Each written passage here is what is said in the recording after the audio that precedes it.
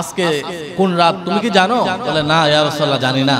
বলে আজকে হচ্ছে লাইলাতুল নিসফি মিন শাবান, শবে বারাতের রাত। ইন্নাল্লাহা আযজা ওয়া জাল্লা ইয়ানজিলুল লাইলাতান নিসফি মিন শাবান ইলাস সামাঈদ দুনিয়া ফায়াগফিরু লিআকসারি মিন আদাদি শাআরিল গনামি কল।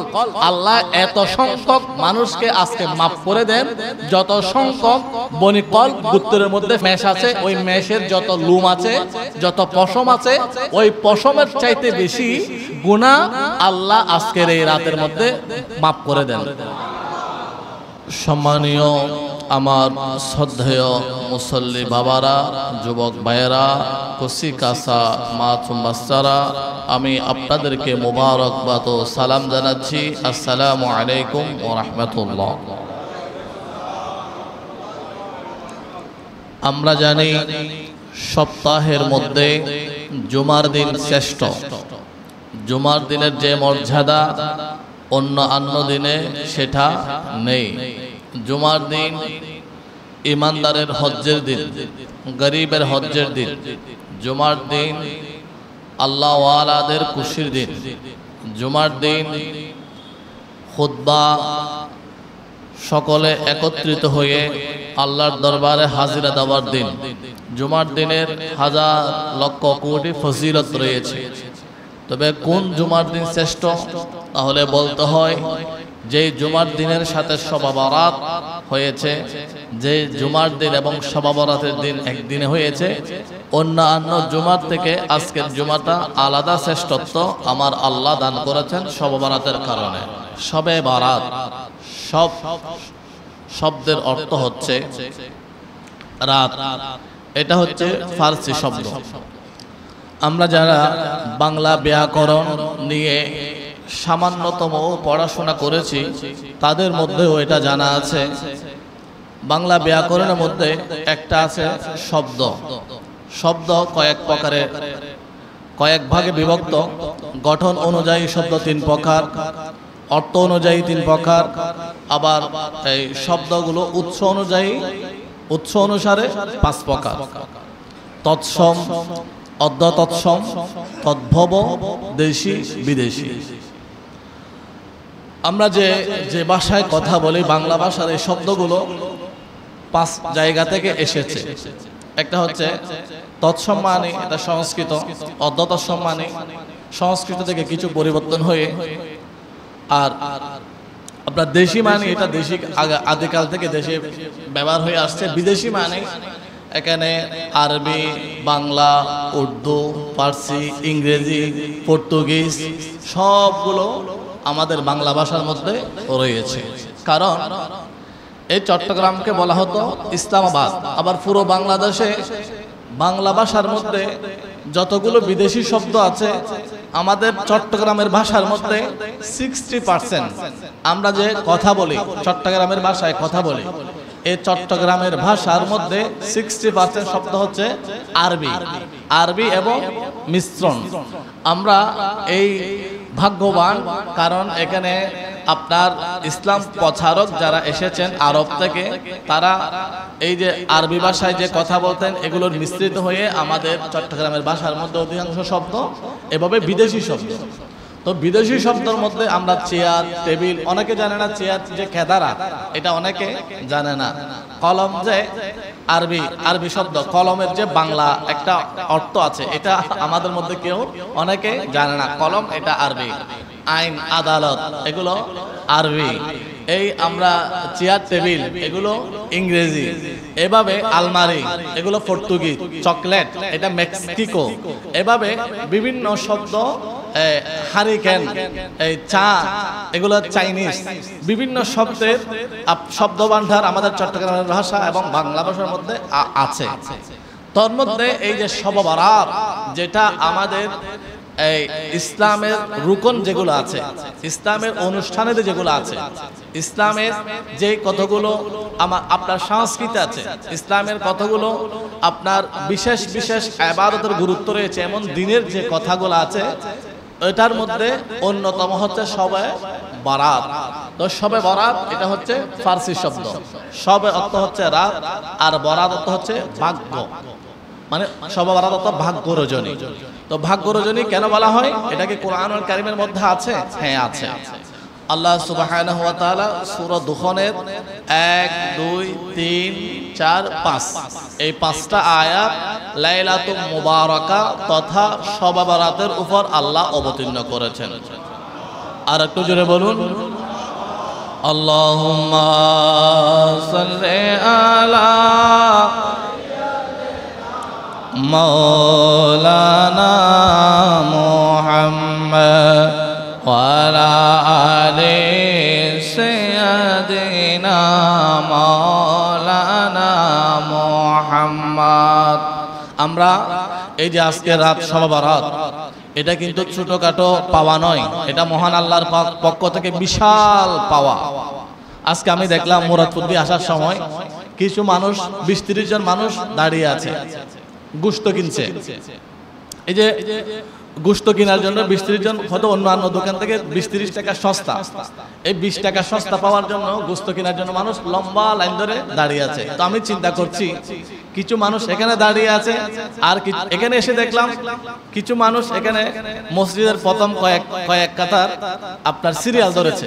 তো ওরাও সিরিয়াল ধরেছে, এরাও সিরিয়াল ধরেছে। আমি দেখলাম এই দুই সিরিয়াল, আমি নিজে নিজে চিন্তা করছি আর কি, কাউকে ছোট করছি না, আমি নিজে নিজে চিন্তা করছি, ওদেরকে আবার ছোট করছি না, এমনি আমি একটা নিজে নিজে চিন্তা করছি।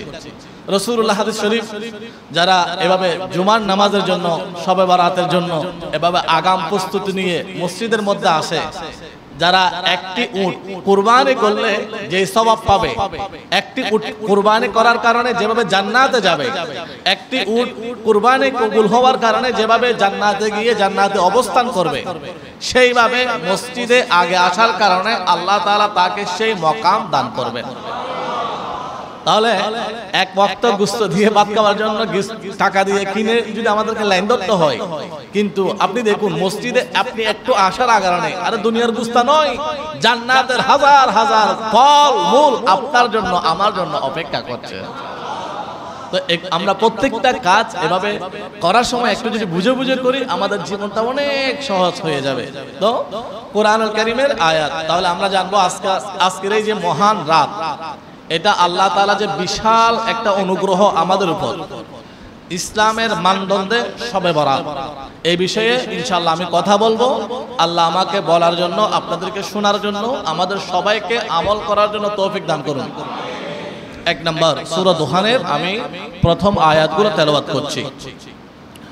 হামিম ওয়াল কিতাবিল মুবিন ইন্না আনসালনাহু ফি লাইলাতিন মুবারাকা ইন্না কুন্না মুনজিরিন ফিহা ইউফরাকু কুল্লু আমরিন হাকীম।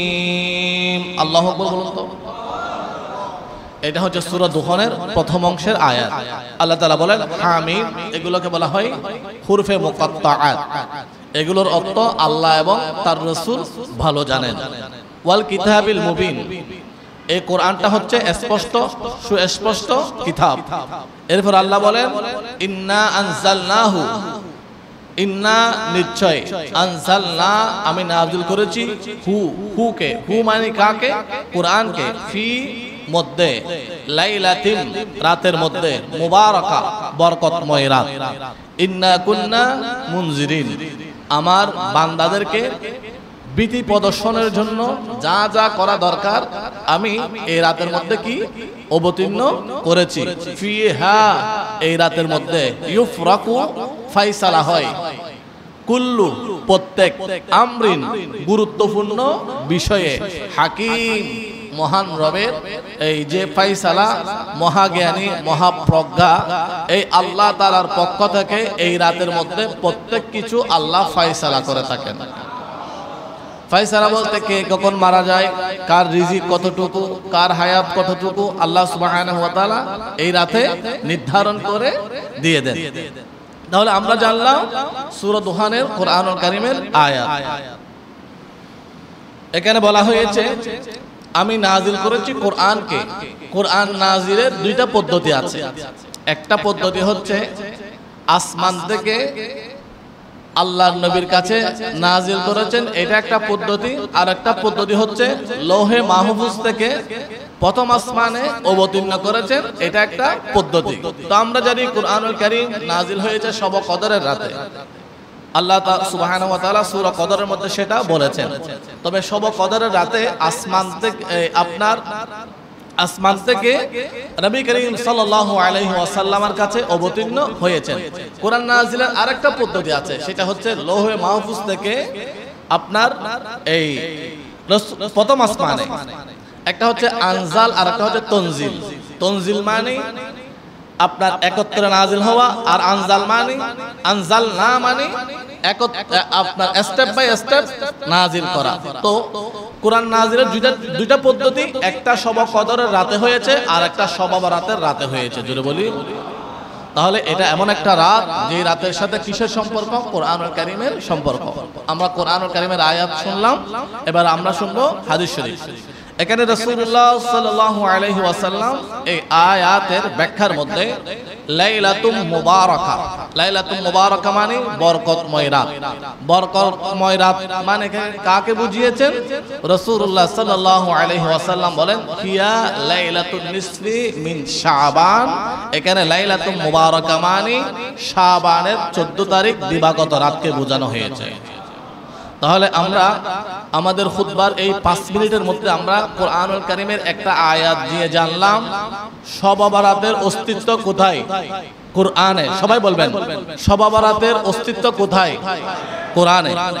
আমরা জানি আমাদের দেশে বিভিন্ন বস্তু, মূল্যবান বস্তু চুরি হয়।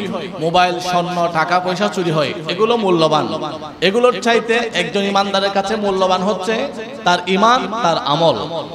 এখন আমরা অন্যান্য সময় এটা কম শুনেছি, এখন বেশি শোনা যাচ্ছে। এই যে শবে বরাত আমাদের কাছ থেকে চুরি করে নিয়ে যাওয়ার একটা চক্রান্ত হচ্ছে। এই যে আমি বললাম, আপনারা শত শত হাজার হাজার মানুষ শুনেছেন, আমার কথাগুলো রেকর্ড হয়েছে, আমার সামনে রেফারেন্সও আছে, আমি রেফারেন্সও দিয়েছি কোরআনুল কারীম থেকে। সেই কোরআনুল কারীম আমার কাছে আছে, হাফেজদের সিনার ভিতরে আছে, প্রত্যেকের ঘরে ঘরে আছে। এই কোরআনুল কারীম খুলে দেখার সাথে সাথে এখানে লাইলাতুল মুবারাকা শব্দটা থাকবে। প্রত্যেকের কোরআনের মধ্যে লাইলাতুল মুবারাকা শব্দটা আছে, রাসূলুল্লাহর হাদিস শরীফ আছে। কিন্তু প্রত্যেকে এই যে শবে বরাত যে আল্লাহর পক্ষ থেকে বিশাল একটা স্পেশাল অনুগ্রহ, এটা মানতে নারাজ। এমন কি আমরা ওগুলো বলবো না, আমরা বলবো জাস্ট আমরা এটা কিভাবে এটার মাধ্যমে ফায়দা হাসিল করবো। তবে এগুলো কেন বলছি? কারণ আমি যদি সতর্ক না হই, আমার আপনার মূল্যবান জিনিস চুরি হয়ে যায়, আমরা বলতে পারি না। এই যে আপনি যদি না জানি, কেউ যদি বলে আমার চাইতে লম্বা দাড়ি, লম্বা টুপি, আপনার লম্বা আবা, বেশি subscribe, 1 million 2 million 3 million subscribe আছে, এইরকম ইউটিউব থেকে কোনো মানুষ যদি বক্তব্য শুনে বলে না 5 লক্ষ মানুষ সাবস্ক্রাইব, এটা নিশ্চয় বড় উজু। কারণ এখন 5 লক্ষ সাবস্ক্রাইব এখানে ঢুকে বলা যায় তাকে, তিনি বলছেন শবে বরাতের রাতে মসজিদে যাবেন না, এই শবে বরাতের সময় রোজা রাখবেন না। শরীয়তের একটা মাসালা হচ্ছে 1 বছরে 365 দিন, 365 দিনের মধ্যে 5 দিন রোজা রাখা হারাম। 5 দিন রোজা রাখা হারাম। একদিন হচ্ছে ঈদুল ফিতরের দিন, আর 4 দিন হচ্ছে ঈদুল আজহার দিন। টোটাল কয় দিন? 5 দিন। এরপরে শরীয়তের মধ্যে 3 ওয়াক্তে নামাজ পড়া হারাম। একটা হচ্ছে সূর্য ওঠার সময়, এই যে উদয়ের সময়। আজকে মনে হয় ফজর শেষ হয়েছে 6টা 18 মিনিটে, 6টা 18 মিনিটে ফজর ওয়াক্ত শেষ, অর্থাৎ 6টা 18 মিনিটের আগে আজকের এই দিনে আপনার ফজরের নামাজ আদায় করতে হবে। এটা ছিল ফজরের নির্দিষ্ট সময়। এরপরে ফজরের এই ওয়াক্তের নির্দিষ্ট সময়ের পরে 10 হতে 12 মিনিট সূর্য উদয় হতে সময় লাগে। এই সময়ের মধ্যে নামাজ পড়া হারাম। তাহলে নামাজ পড়ার নিষিদ্ধ সময় কয়টা? এটা হচ্ছে শরীয়তে জানা, প্রত্যেক মানুষের জানা ফরজে আইন। এই জন্য আপনারা সবাই বলবেন ইসলামী শরীয়তে নামাজ পড়ার নিষিদ্ধ সময় কয়টা? 3টা। একটা হচ্ছে সূর্য উদয়ের সময়, আর একটা হচ্ছে সূর্য যখন দ্বিপ্রহরে থাকে, একেবারে সোজাসুজি থাকে, তখন ইসলামে নামাজ আদায় করা হারাম। এরপরে হচ্ছে সূর্য যখন ডুবে যায়, সূর্য যখন ডুবে যায় তখন ইসলামে নামাজ আদায় করা হারাম। এই 3টা সময় ছাড়া যে কোনো সময় নামাজ আদায় করা জায়েজ। এখন কেউ যদি বলে শবে বরাত উপলক্ষে রাতে মসজিদে নামাজ পড়া হারাম, তাহলে সে সরাসরি কুফরি করলো। কারণ আল্লাহ তাআলা বলেন ইসলামে নামাজ নিষিদ্ধের সময় কয়টা? 3টা। এখন যেই ব্যক্তিটা বললো শবে বরাতের রাতে নামাজ পড়া যাবে না, তাহলে এই ব্যক্তিটা শরীয়তের উপর কি করলো? বাহাদুরি করলো, তাহলে কুফরি করলো, সরাসরি কুফরি করলো। দেখুন এই যে শবে বরাতকে অস্বীকার করার কারণে সরাসরি যে কুফরি হয়ে যাচ্ছে। এবার আমরা আসি রোজা। রোজা হচ্ছে এই যে বৎসরে 5 দিন রাখা হারাম। এখন আমরা আজকে রোজা রাখেছি, গতকালকেও রেখেছি, আগামীকালও যদি রাখি কোনো সমস্যা হবে? হবে না। রাসূলুল্লাহ বলেন মান সামা ইয়াওমান, যে ব্যক্তি একদিন নফল রোজা রাখে, কি রোজা? নফল রোজা, বা'আদাল্লাহু 70, তার জন্য আল্লাহ সুবহানাহু ওয়া তাআলা 70,000 বছর যে জাহান্নাম আছে, এই জাহান্নাম থেকে আল্লাহ সুবহানাহু ওয়া তাআলা 70,000 বছর দূরের রাস্তা জাহান্নাম, তার থেকে দূরে চলে যাবে। অর্থাৎ আপনি এক কদম হাঁটার কারণে এক কদম আগে যাচ্ছেন। আর রাসূলুল্লাহ বলেন নফল রোজা একটা রাখার কারণে 70,000 বছর আপনার থেকে জাহান্নাম দূরে চলে যাচ্ছে। তার মানে একটা নফল রোজা রাখা মানে আল্লাহ সুবহানাহু ওয়া তাআলা আপনাকে জান্নাতের সার্টিফিকেট দিচ্ছেন। এখন আমরা নফল রোজা রাখলাম, নবীজি বললেন একটি নফল রোজা রাখার কারণে 70,000 বছর জাহান্নাম দূরে চলে যায়। এখন এটা রাসূলুল্লাহর হাদিস। এখন কেউ যদি বলে শবে বরাত উপলক্ষে রোজা রাখা যাবে না, তাহলে সরাসরি রাসূলুল্লাহর হাদিসকে অস্বীকার করলো। আল্লাহ সুবহানাহু ওয়া তাআলা আমাদের ঈমান, আমল, আকীদাকে হেফাজত করুন। এবার আসুন তাহলে লাইলাতুল মুবারাকা আমরা কোরআনুল কারীমের মাধ্যমে জানলাম। এরপরে এই কোরআনুল কারীমের আয়াতের মধ্যে বিশ্ববিখ্যাত যেগুলো তাফসীর আছে, এই তাফসীর থেকে আমি কয়েকটা তাফসীরের কথা আপনাদেরকে কোট করছি। একটা হচ্ছে রুহুল বায়ান। এই রুহুল বায়ানের মধ্যে লাইলাতুল মুবারাকা বলতে কি বোঝানো হয়েছে তিনি বর্ণনা করছেন, আল লাইলাতুল মুবারাকা লিকাসরাতিন খায়রিহা ওয়া বারাকাতিহা। লাইলাতুল মুবারাকা মানে এটা এমন একটা বরকতময় রজনী, আল্লাহ সুবহানাহু ওয়া তাআলা শুধু কল্যাণে রেখেছেন, এই রাতের মধ্যে কোনো অকল্যাণ রাখে নাই। যেই যত ইচ্ছা আল্লাহর খৈরিয়াত, বারাকাত, রহমত নাজিল করবেন, ওই বান্দা অর্জন করবে। কিভাবে? রাসূলুল্লাহ আরেকটা হাদিস শরীফের মধ্যে বলেন, আল্লাহ প্রথম আসমানে এসে বলেন হাল মিন মুস্তাগফিরিন হাল মিন মুস্তারজিকিন, কে আছো তোমরা ক্ষমা প্রার্থনাকারী, কে আছো তোমরা রিজিক অন্বেষণকারী। যখন আল্লাহ তাআলা এভাবে আহ্বান করেন আর বান্দা যখন ইবাদত করে আল্লাহর কাছে চায়, আল্লাহ সুবহানাহু ওয়া তাআলা বান্দার জীবনের গুনাহ মাফ করে দিয়ে বান্দা যদি রিজিক চায় রিজিক দেয়, বান্দা যেটা চান আল্লাহ সুবহানাহু ওয়া তাআলা সেটা দান করেন। সেই রাত কোন রাত? সেই রাত হচ্ছে লাইলাতুল মুবারাকা, শবে বরাতের রাত। এটা আমি বলেছি রুহুল বায়ান, এটা বিশ্ববিখ্যাত একটা গ্রহণযোগ্য তাফসীর। আর একটা হচ্ছে কুরতুবী। এই তাফসীরে কুরতুবীকে সবাই মানে।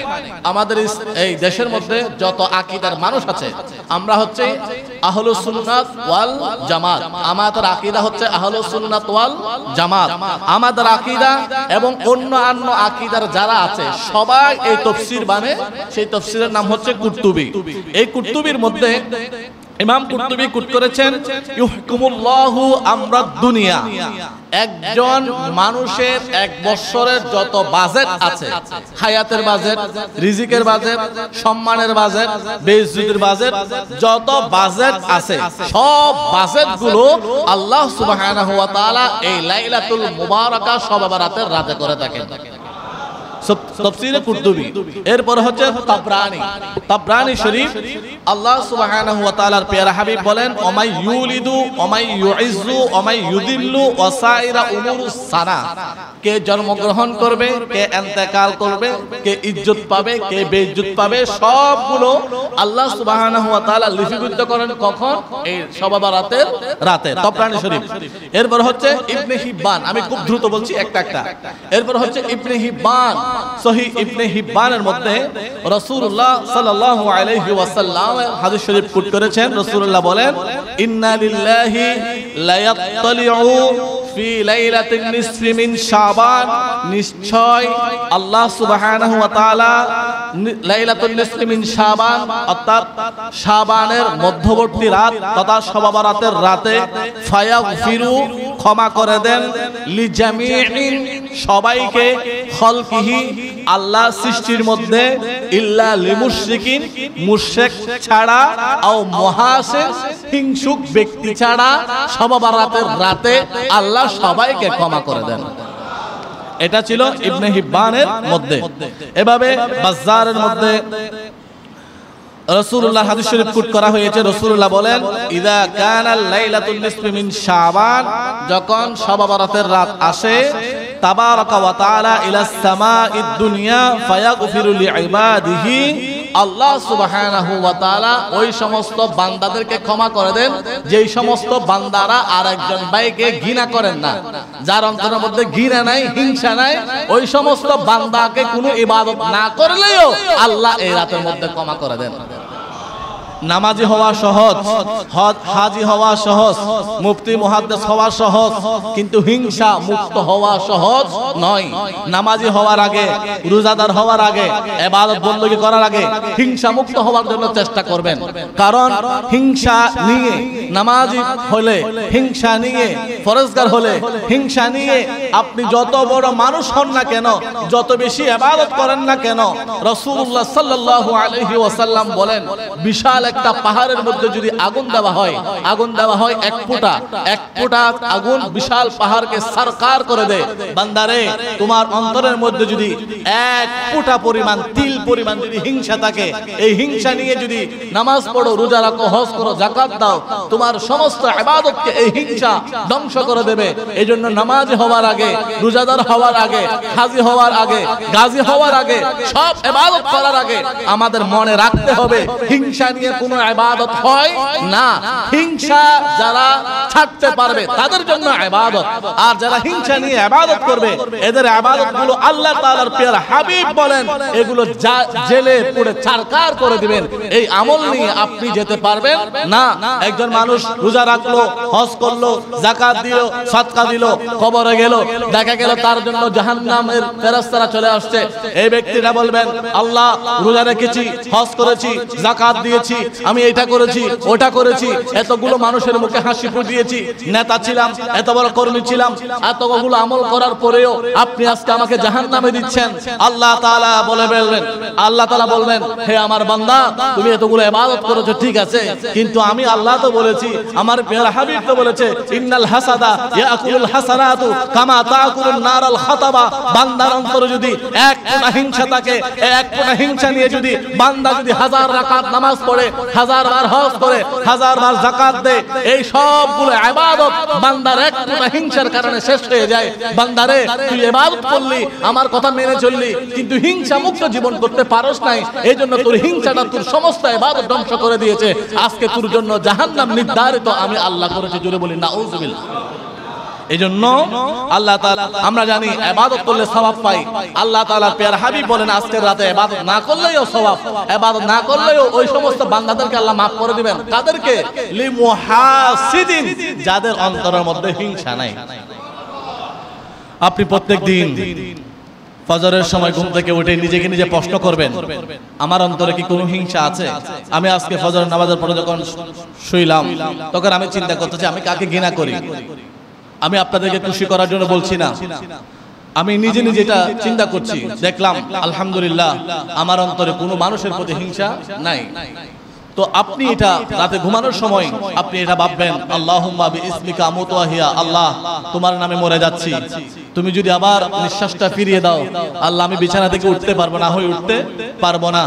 আপনি একবার কল্পনা করবেন, আমার নিঃশ্বাসটা যদি এখন শেষ নিঃশ্বাস হয়, একবার কল্পনা করবেন, আমার নিঃশ্বাসটা যদি এখন শেষ নিঃশ্বাস হয়, আমি নিঃশ্বাস বন্ধ করব। বন্ধ করার পরে আমার আশেপাশে যারা আছে তারা আমার কাছে আসবে, দেখবে আমার নাড়াছাড়া নাই। আমার নাড়াছাড়া না দেখে কেউ একজন চিৎকার দিবে, এই মানুষটা নাড়াছাড়া নাই, এই মানুষটা নাড়াছাড়া নাই। চিৎকার শুনে আর 5 জন আসবে। 5 জন এসে তাদের মধ্যে যদি অভিজ্ঞ থাকে কেউ, তখন বলতে পারবে এই মানুষটা আর নাই। আর যদি অভিজ্ঞ না থাকে তাহলে তারা বেশি বেশি আমাকে মেডিকেলে নিয়ে আসবে। মেডিকেলে নিয়ে আসার সময় আমাকে এমার্জেন্সিতে নিয়ে যাবে, এমার্জেন্সিতে নিয়ে যাওয়ার সময় তারা দেখবে, ডাক্তার চেক আপ করে দেখবে, এখানে হাত রাখার সাথে সাথে ডাক্তার বলতে পারবে আমার আর রুহ নাই, এখান থেকে আমাকে নিয়ে যাবে, নিয়ে আমাকে অল্প গরম পানি করবে, গরম পানি করে আমাকে একটা গোসল দেওয়াবে, আমাকে আমার হাতগুলো মুখগুলো এভাবে মাসে করে আমাকে গোসল দেওয়াবে, গোসল দেওয়ার পরে আমার জন্য তিনটা কাপড়ের কাপড়, আমরা যে কাপড়গুলো পরছি এর চাইতে নরমাল কাপড়, একেবারে পাতলা কাপড়, সাদা কাপড়, এই তিনটা কাপড় আমরা ছেলেদেরকে দিবে, এই তিনটা দিয়ে তিনটা বাদ দিয়ে আমাদেরকে সোজাসুজি নিয়ে আসবে, নিয়ে এসে সোজাসুজি একটা গর্ত করে সেই গর্তের মধ্যে দিয়ে দিবে। আপনার যে হাজার পরিচয় আছে, ব্যাংক ব্যালেন্স, অর্থ স্বার্থ, ক্ষমতা, অর্থনীতি, সমাজনীতি, রাজনীতি, সব কিছু রিজেক্টেড। আপনার আর কোনো পরিচয় থাকবে না, আপনাকে আর কেউ সেলুট জানাবে না, আপনাকে মা বাবা স্যার বলবে, কেউ বলে আপনাকে আহ্বান করবে না, এখানেই আপনার শেষ। এই যে আপনার এই শেষ হওয়া মুহূর্তটা, এটা শেষ মানে শেষ নয়, এটা শেষ মানে শুরু। এই শেষের শুরু কোথায় জানেন? 1 বছর, 2 বছর, 100 বছর, 1000 বছর, লক্ষ বছর, কোটি বছর, নয় কিয়ামত পর্যন্ত এখানে আপনাকে থাকতে হবে। আপনি 20 বছর শান্তিতে বসবাস করার জন্য আপনার স্বপ্নের একটা ফ্লাইট বাড়ি আপনি নির্মাণ করছেন, ডুপ্লেক্স বাড়ি আপনি নির্মাণ করছেন। আপনার স্বপ্ন হচ্ছে আপনি থাকবেন, আপনার সন্তান থাকবে, আবার নাতি থাকবে। আপনার এই স্বপ্ন, এই ছোট্ট বাড়ি করার জন্য আপনি কত কষ্ট করেছেন। এই বাড়ির মেয়াদ সর্বোচ্চ কত বছর? 100 বছর। কিন্তু যেই কবরের মধ্যে আপনি তিনটা কাপড় নিয়ে যাবেন, এই কবরের মেয়াদ 100 বছর নয়, 1000 বছর নয়, আজ থেকে 5000 বছর যারা আগে এসেছিল তারাও সেই কবরে, আজ থেকে 2000 বছর আগে যারা এসেছিল তারাও সেই কবরে, আজ থেকে 500 বছর আগে যারা এসেছিল তারাও সেই কবরে। সুতরাং এখানে আমার আপনার থাকার কোনো সিস্টেম নাই, এখানে কেউ থাকতে পারে নাই।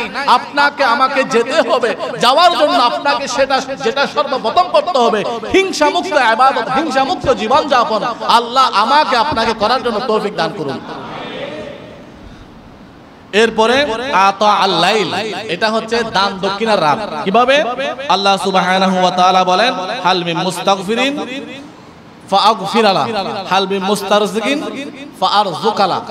যে ক্ষমা চাইবে তাকে ক্ষমা দিব, যে রিজিক চাইবে তাকে রিজিক দিব। অর্থাৎ এই রাতের মধ্যে যে যা চাইবে আল্লাহ সুবহানাহু ওয়া তাআলা তা দিবেন। আমরা হাদিস শরীফের মধ্যে সেটা পাই।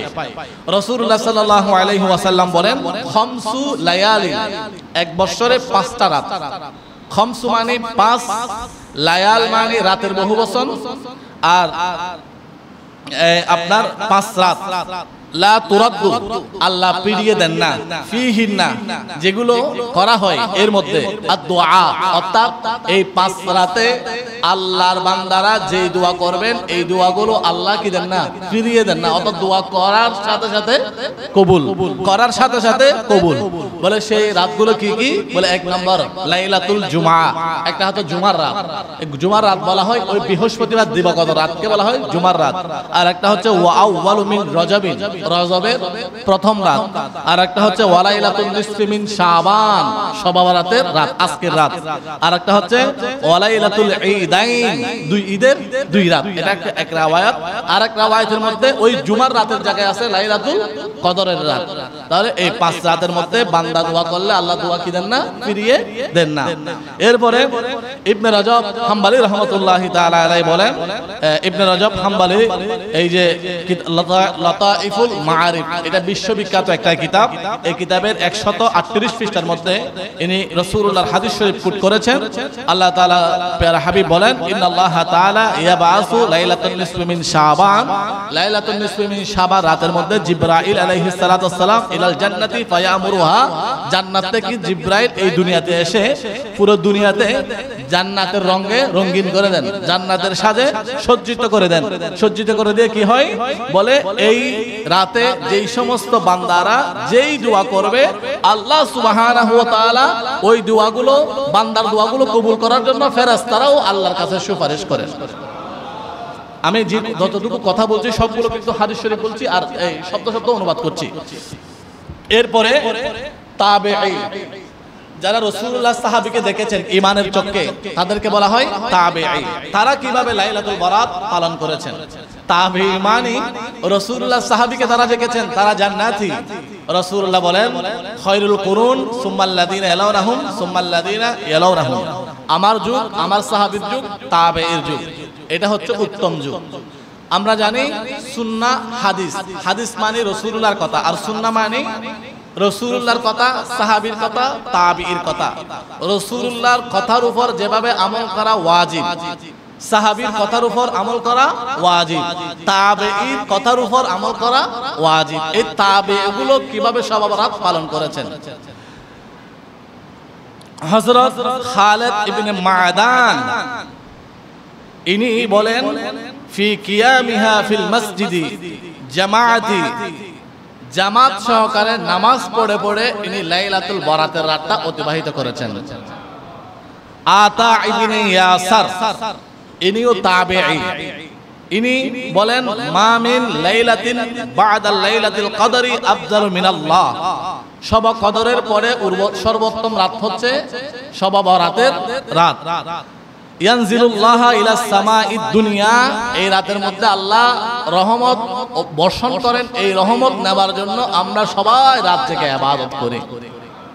এরপর হচ্ছে খালিদ ইবনে মাদান, উনি বলেন, ইয়ালবিসুনা ফীহি মা আহসানু সিয়াবাহুম, সর্বোত্তম পাক পরিচ্ছন্ন কাপড় পরে এসে আমরা সারা রাত ইবাদত করি। জোরে বলুন। এভাবে অনেক তাবী আমি কয়েকটা আপনাদের সম্মুখে উপস্থাপন করলাম। তাহলে আমরা জানলাম কোরআনুল কারীমের মধ্যে শবে বরাতের অস্তিত্ব এবং রাসূলুল্লাহ সাল্লাল্লাহু আলাইহি ওয়াসাল্লামের হাদিসে এবং তাবেঈরা কিভাবে পালন করেছেন। এখন শেষ পয়েন্ট, হযরত ঈসা রূহুল্লাহ একদিন সফর করছিলেন। সফর করার সময় নবী রাসূলুল্লাহ সফর করার সময় বিভিন্ন মুজিজা দেখতে পান। ঈসা রূহুল্লাহ উনি দেখতে পেলেন একটা সুন্দর পাথর। ওই পাথরটা এতই চাকচিক্য, এতই সুন্দর, অন্যান্য পাথরের মতো নন। হযরত ঈসা রূহুল্লাহ এবার আল্লাহ তাআলার কাছে আবেদন জানালেন, আল্লাহ রে, এমন সুন্দর পাথর আমি আর দেখি নাই, এমন সুন্দর পাথর কোথায় থেকে আসলো? আল্লাহ তাআলা ঈসা রূহুল্লাহকে বলেন, হে ঈসা রূহুল্লাহ, তুমি পাথর দেখে আশ্চর্য হয়ে যাচ্ছ, তুমি এই পাথরের মধ্যে হাত রেখে দেখো, এর চাইতে বড় আশ্চর্যজনক পাথরের ভিতরের মধ্যে আছে। সুবহানাল্লাহ বলুন তো। এবার ঈসা রূহুল্লাহ হাত রাখলেন, হাত রাখার সাথে সাথে পাথরের মধ্য থেকে একজন আল্লাহওয়ালা বুজুর্গ ব্যক্তি বাহির হয়ে গেল। এবার ঈসা রূহুল্লাহ বলেন, এই পাথরের মধ্যে আপনি জীবিত কিভাবে আছেন? বলে, আল্লাহর হুকুমে আছি। বলে, আপনি কত বছর যাবত এখানে আছেন? বলে, আমি এখানে 1000 বছর আছি এই পাথরের মধ্যে। বলে, আমি সারাক্ষণ তাসবিহ পড়ি, তাহলিল পড়ি, আল্লাহর প্রশংসা করি। আমার মা আমার জন্য দোয়া করেছিল আমি যেন নির্ভয়ে নির্ভেজালে নিশ্চুপ জায়গায় ইবাদত করতে পারি। আমার মায়ের দোয়া আল্লাহ কবুল করেছেন, এই জন্য আমি এই পাথরের মধ্যে আজকে 1000 বছর যাবত ইবাদত করছি। ঈসা রূহুল্লাহ আশ্চর্য হয়ে গেলেন। আশ্চর্য হয়ে যাওয়ার পরে আল্লাহ তাআলা ওহী পাঠালেন, ও ঈসা, তুমি জানতে চাচ্ছ এর চাইতে মর্যাদাবান কোন ব্যক্তি আসেনি? বলে, হ্যাঁ অবশ্যই আছে। আমার সর্বকালের সর্বশ্রেষ্ঠ নবী, যাকে আমি সবার শেষে পাঠাবো, সাইয়্যিদুল মুরসালিন নবী রাহমাতুল লিল আলামিনের উম্মতদেরকে আমি একটা রাত দান করেছি, যে রাতের নাম হচ্ছে শবে বরাত।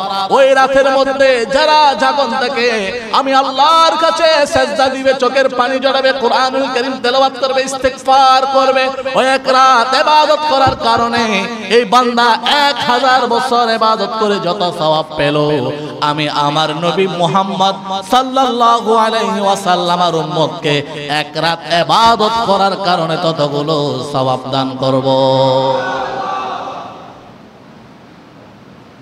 এবার আমরা জানবো সংক্ষিপ্ত 2-3 মিনিটের মধ্যে শেষ, নবীজি শবে বরাতের রাতে কি কি ইবাদত করেছেন।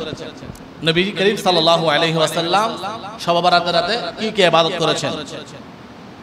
আম্মা জান আয়েশা রাদিয়াল্লাহু তাআলা আনহা বর্ণনা করছেন, আমি আমার বিছানার মধ্যে নবী রাহমাতুল লিল আলামিনকে আমি তালাশ করছিলাম, পাচ্ছিলাম না। আমি ঘর থেকে বের হলাম, ফাইদান হুয়া ফিল বাকি, দেখলাম তিনি জান্নাতুল বাকির মধ্যে গিয়ে কাঁদছেন। আমি নবী করিম সাল্লাল্লাহু আলাইহি ওয়াসাল্লামের কদমের পাশে দাঁড়ালাম। নবী করিম সাল্লাল্লাহু আলাইহি ওয়াসাল্লাম আমার দিকে তাকালেন, আমার দিকে তাকিয়ে বললেন, আকুনতি তাখাফিনা, হে আয়েশা তুমি কি ভয় পেয়েছো? আমি নবী কোথায় গিয়েছি, তুমি কি এটা নিয়ে ভয় পেয়েছো? বলি ইয়া রাসূলুল্লাহ, আমি ভয় পেয়েছি বলতে আপনাকে বিছানায় তালাশ করলাম, বিছানায় পাই নাই, তো আপনি কোথায় আছেন এটা দেখার জন্য আমি একটু বের হলাম। বলে আমি বের হলাম, তুমি বের হয়েছো, আমাকে দেখতে পেয়েছো জান্নাতুল বাকির মধ্যে, আমি এখন আসিনি, আমি রাতের প্রথম থেকে এসেছি, তুমি আসছো রাতের শেষ ভাগে। বলি ইয়া রাসূলুল্লাহ, আপনি সারা রাত দাঁড়িয়েছিলেন? হ্যাঁ, আমি সারা রাত দাঁড়িয়েছিলাম। বলি ইয়া রাসূলুল্লাহ, আপনি কেন আপনি দাঁড়িয়েছিলেন? বলেন আজকে কোন রাত তুমি কি জানো? বলে না ইয়া রাসূলুল্লাহ, জানি না। বলে আজকে হচ্ছে লাইলাতুল নিসফি মিন শাবান, শবে বারাতের রাত। ইন্নাল্লাহা আযজা ওয়া জাল্লা ইয়ানজিলুল লাইলাতান নিসফি মিন শাবান ইলাস সামাঈদ দুনিয়া ফায়াগফিরু লিআকসারি মিন আদাদি শাআরিল গনামি কল। আল্লাহ এত সংখ্যক মানুষকে আজকে মাফ করে দেন যত সংখ্যক বনি কল গোত্রের মধ্যে মেষ আছে, ওই মেষের যত লুম আছে, যত পশম আছে, ওই পশমের চাইতে বেশি গুনাহ আল্লাহ আজকের এই রাতের মধ্যে মাফ করে দেন। মেষের পশম বেশ নাকি কম? আপনার যেগুলো আরবের মধ্যে দুম্বা আছে, এই দুম্বার পশমগুলো কিন্তু গণনা করা যাবে না, এটা রাসূলুল্লাহ উদাহরণ দিয়েছেন। এই জন্য কারণ অগণিত মানুষকে আল্লাহ এই রাতের মধ্যে কি করে দেন? ক্ষমা করে দেন। তাহলে এটা তিরমিজি শরীফের আপনার 637 নং হাদিস। তাহলে 86 হাদিসের মধ্যে নবী করিম সাল্লাল্লাহু আলাইহি ওয়াসাল্লাম শবে বারাতের রাতে কি ইবাদত করেছেন সেটা আছে। এরপরে নবী করিম সাল্লাল্লাহু আলাইহি ওয়াসাল্লাম, এটা এক বছরের কথা, আরেক বছর কি হলো? নবী করিম সাল্লাল্লাহু আলাইহি ওয়াসাল্লাম নামাজে সিজদা দিলেন। আমরা সিজদা দিয়ে 3 বার, 5 বার, 7 বার, 9 বার, 11 বার, 13 বার, 15 বার এভাবে পড়ি। কিন্তু নবীজি সিজদা দিয়ে আর মাথা মুবারক তুলছেন না, মাথা মুবারক উত্তোলন করছেন না। মা আয়েশা নবী করিম সাল্লাল্লাহু আলাইহি ওয়াসাল্লামের পাশে গেলেন। নবীজির পা মুবারকের মধ্যে মা আয়েশা কান মুবারক লাগিয়ে দেখলেন, মানে মনে হচ্ছে নবীজি দুনিয়া থেকে ইন্তেকাল করেছেন। এভাবে যখন নাড়াচাড়া করছেন, কিছুক্ষণ পরে নবীজি সালাম ফিরালেন, মাথা মুবারক ফালাম্মা রাফা রাসাহু, মাথা মুবারক উত্তোলন করলেন। এ আয়েশা কি হলো, তুমি এমন করছো কেন? বলি ইয়া রাসূলুল্লাহ, আপনি ফাআত ওয়ালা সুজুদ, এত লম্বা সিজদা দিলেন, আমি মনে করছি হাতটা কুবিদা, আপনি ইন্তেকাল করেছেন, কারণ আপনার কোনো নাড়াচাড়া নাই, আপনার মরা মানুষের মতো। ইয়া রাসূলুল্লাহ, এমন লম্বা সিজদা দিলেন, আমি মনে করছি হাতটা কুবিদা, আপনি ইন্তেকাল করেছেন, এজন্য আপনাকে একটু নেড়ে দেখলাম। বলে তুমি কি জানো না আজকে কোন রাত? বলে কোন রাত? বলে আজকে হচ্ছে লাইলাতুন নিসফি মিন শাবান। আর একটু জোরে বলুন। বলে আজকের এই রাতে আমি নবী দীর্ঘ সিজদা দিয়ে আল্লাহর কাছে নামাজ আদায় করছি। তাহলে নবীজি শবে বারাতের রাতে কি করেছেন? এটা কি ছিল? নফল নামাজ। নফল নামাজ আদায় করেছেন দীর্ঘ সিজদা দিয়ে। 3 নাম্বার, আর বাড়াচ্ছি না। তাহলে এভাবে সিজদা, জিয়ারত, তাসবিহ, তাহলিল নবী করিম সাল্লাল্লাহু আলাইহি ওয়াসাল্লাম ইবাদত করেছেন। এরপরে নবীজি আর কি কি ইবাদত করেছেন, এইরকম আরো 10টা ইবাদতের কথা ইনশাআল্লাহ আজকে রাতে বলবো। বেশি না, 10-15 মিনিটের মধ্যে বলবো। একটা একটা শুধু ইবাদত, কি কি ইবাদত করেছেন 3টা এখানে বলেছি, আর 10টা কোথায় বলবো? রাতে। তাহলে লাস্ট আমাদের প্রতিজ্ঞা, আমরা যে আজকে আলোচনা হলো, আমাদের মিম্বারে খুতবা হলো, এই মিম্বারের খুতবার শিরোনাম ছিল ইসলামী শরীয়তের মানদণ্ডে শবে বারাত। আমরা শবে বারাত এটা কোথায় থেকে আসলো, শব্দগত অর্থগত বিশ্লেষণ করেছি। কুরআনুল কারীমের কোন সূরায় কিভাবে আল্লাহ তাআলা বলেছেন সেটা আমরা বলেছি। এরপরে এই রাত সম্পর্কে নবী করিম সাল্লাল্লাহু আলাইহি ওয়াসাল্লামের 7টা হাদিস শরীফ আমরা কোট করেছি, আপনারা শ্রবণ করেছেন। এরপরে তাবেঈরা কিভাবে এই রাতকে অতিবাহিত করত সেটা আমরা বলেছি, আপনারা শ্রবণ করেছেন। এরপরে এই রাতে নবী করিম সাল্লাল্লাহু আলাইহি ওয়াসাল্লাম কি কি ইবাদত করত, সেখান থেকে আমি 3টি ইবাদতের কথা বলেছি। এগুলো বলার শেষ মুহূর্ত আমাদের প্রতিজ্ঞা হচ্ছে আজকের যে রাত লাইলাতুল মুবারাকা, শবে বারাতের রাত, নবী করিম সাল্লাল্লাহু আলাইহি ওয়াসাল্লাম যেভাবে বলেছেন, সাহাবীরা তাবেঈরা যেভাবে করেছেন, আমাদেরকে সেইভাবে আজকের রাতটা অতিবাহিত করার জন্য তৌফিক দান করুন। আর একটা সমাজে প্রচলিত আছে হালুয়া, সিন্নি অথবা রুটি, এটা আমাদের মা বোনরা আজকে রাতে পরিবেশন করে থাকেন। নবী করিম সাল্লাল্লাহু আলাইহি ওয়াসাল্লাম যেই সমস্ত খাবার পছন্দ করতেন তার মধ্যে অন্যতম হচ্ছে হালুয়া। ইউহিব্বুল হালুয়া। হালুয়া এটা আরবি শব্দ, এটার বাংলা অর্থ হচ্ছে মিষ্টান্ন। হালুয়া এটা নবীজির পছন্দের খাবার। তো আমার আপনার আপনার আপনার ভাইয়ের মেয়ের বিবাহতে আপনি হাজার রকমের খাবার পরিবেশন করছেন, কোনো ফতোয়া নাই। আপনি রমজান উপলক্ষে সোনামুড়ি খাচ্ছেন, জিলাপি খাচ্ছেন, কোনো ফতোয়া নাই। সবার রাতে আপনি হালুয়া খেলে ফতোয়া দিয়ে দিলেন, এটা ফুজা। এটা কি রকম মূর্খতা? আপনি সোনামুড়ি দিয়ে ইফতার করেন না? তো কেউ কি ফতোয়া দেয় সোনামুড়ি দিয়ে ইফতার করা যাবে না? আপনি সৌদি আরব যাবেন, সোনামুড়ি খুঁজতে খুঁজতে আপনি এক মার্কেট থেকে 2 মার্কেট 3 মার্কেটে যাবেন, সোনামুড়ি কোথায় পাবেন না। তো সোনামুড়ি দিয়ে আমরা বাঙালিরা ইফতার করি না? তো এটা কি খাবারটা কি হারাম হয়ে গেল? হিন্দুদের পূজা হয়ে গেল, হিন্দুদের মূর্তি পূজা, নাউজুবিল্লাহ, এগুলো হয়ে গেল। এটা একটা মিষ্টান্ন, এটা পবিত্র খাবার। আমরা সবার রাতে ফাতিহা দিয়ে খাই, সমস্যা কোথায়? যেই ফতোয়ার আলোকে সবার রাতের হালুয়া খাওয়া যাবে না, সেই ফতোয়ার আলোকে সেহরির মধ্যে গোশত খাওয়া যাবে না, সোনামুড়ি খাওয়া যাবে না। তাহলে আল্লাহর নবীর কাছে প্রশ্ন করা হলো, আইয়ুল ইসলামা খায়রুন, ইসলামের মধ্যে সর্বোত্তম কাজ কোনগুলা? বলে তুতিমুত তাআম, মানুষকে খাবার খাওয়ানো, এটা হচ্ছে সর্বোত্তম কাজ। অতুকরিউস সালাম, মানুষকে সালাম দেওয়া, এটা সর্বোত্তম কাজ। ওয়াক্ত মতো নামাজ পড়া, এটা সর্বোত্তম কাজ। সে সর্বোত্তম কাজ বলেছেন, তার মধ্যে একটা হচ্ছে হালুয়া। এটা আমরা খাবার পরিবেশন করি, ফাতিহা দিই, এটা কোনো ইসলামের দৃষ্টিতে কোনো বাধা নাই। কিন্তু আপনি ইউটিউবে চার্জ দিয়ে দেখবেন, যাদের সাবস্ক্রাইব বেশি তারা বলে দিচ্ছে এটা হারাম হারাম হারাম।